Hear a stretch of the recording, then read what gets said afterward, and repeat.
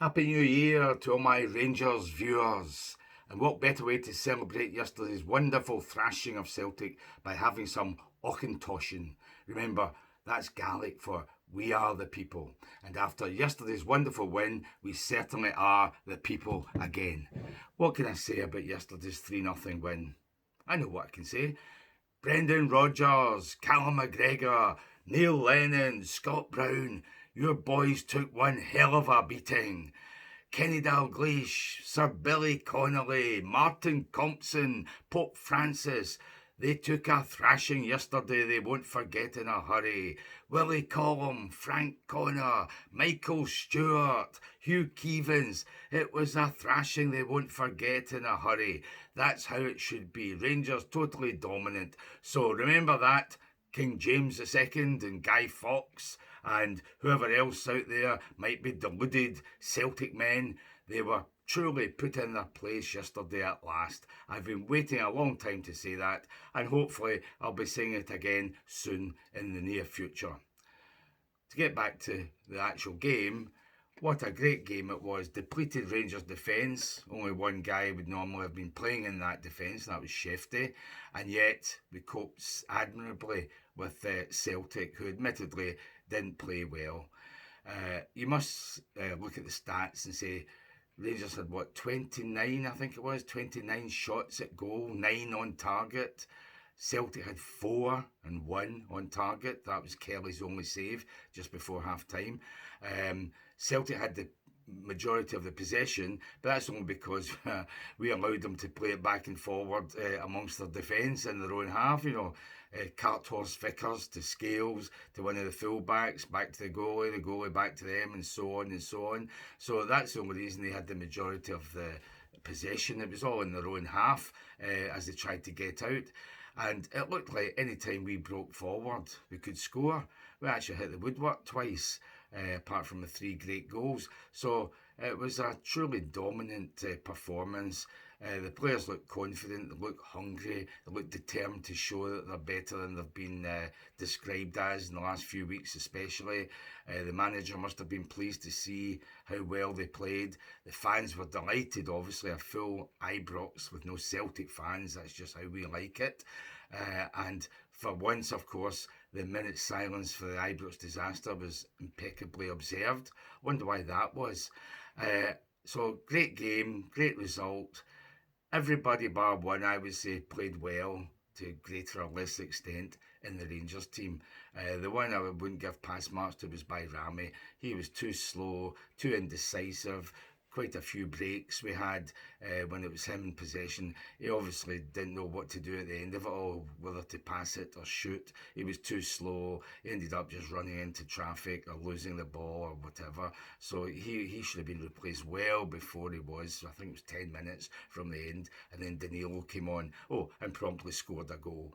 So he was the only failure, I would say, by Rami. He did a couple of good passes, but that was about it. The rest of them, absolute heroes, even Danilo coming on as a sub, so that was pleasing to see. Skipper for the day, little Raskin, he was like a little blue terrier, he was brilliant. That's how a captain should show the others how to do it. He was getting stuck in, nicking the ball away, tackling them as soon as they got the ball. He set up the first goal, breaking forward after intercepting a pass. Lovely little back heel, Hadji, 20 yarder, wasn't a powerful shot, but right into the corner, so Schmeichel couldn't get to it. So great opening goal in the first 6 minutes, that put us on our way.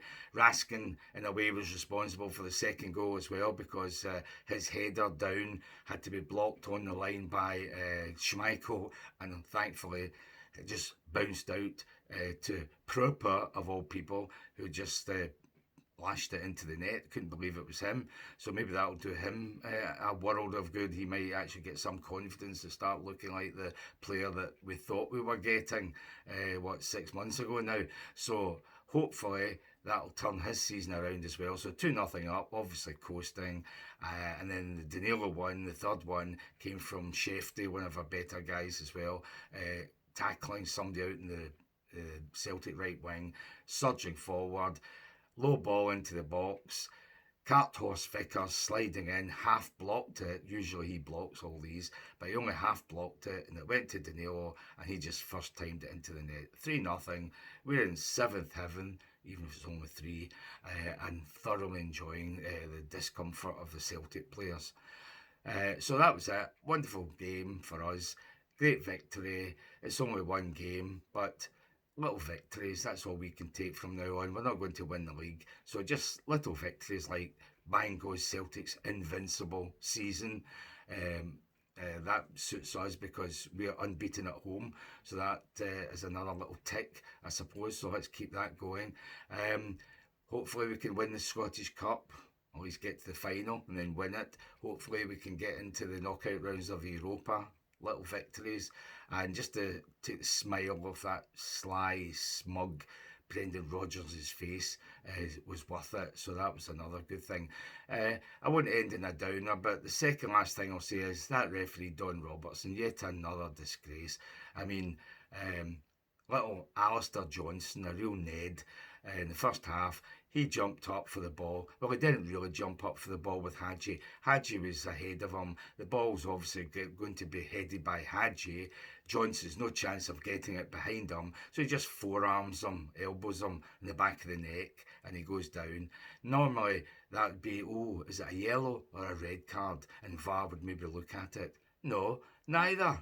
Just ignore it. Just start the play again once the player's been treated. So well done, Don Robertson, for ignoring what's an obligatory yellow card at the least.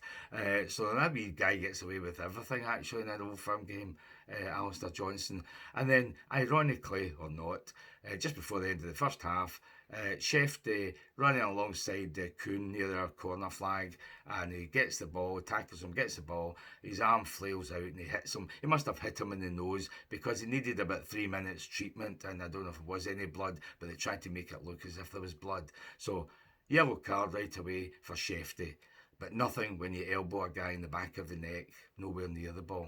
That sums up Robertson. No, it doesn't. Actually, what sums him up is right on half time, the whistle's gone. There's a bit of a scuffle between McGregor and Raskin just in the Govan side of the park.